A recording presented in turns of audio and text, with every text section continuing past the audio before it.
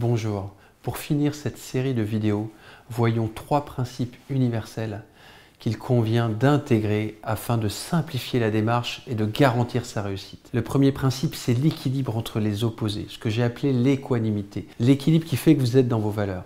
Que ce soit le masculin ou le féminin, que ce soit la détermination que vous allez mettre à avancer et la bienveillance pour construire l'équipe, vous avez besoin des deux en proportion égale en moyenne dans le temps afin d'avancer. Vous avez besoin de challenge pour faire avancer les équipes et vous avez besoin de support pour s'assurer de leur dynamique et de leur encouragement. Ceci est le premier principe.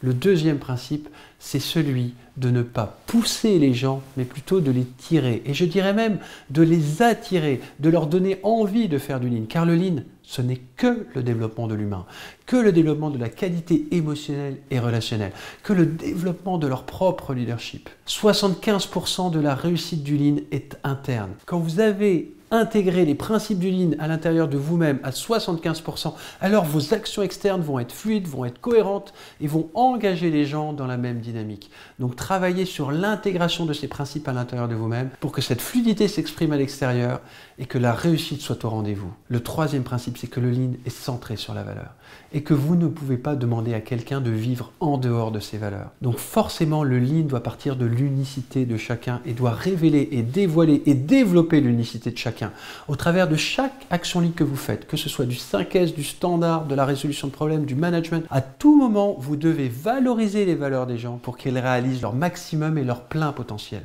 Cela vaut de même pour l'entreprise. Développez votre culture, pas celle de Toyota. Développez une culture qui vous soit propre à votre contexte, à votre secteur, à votre ambition, à votre vision et construisez votre voie vers le lean, pas celle des autres. Comme le dit Emerson, l'imitation est du suicide et la comparaison est de l'ignorance. Trouvez votre voie au lean, pas pour vous, même pas pour votre équipe, même pas pour votre organisation, mais pour un pourquoi encore plus grand, pour inspirer d'autres entreprises à trouver leur propre voie vers leur unicité.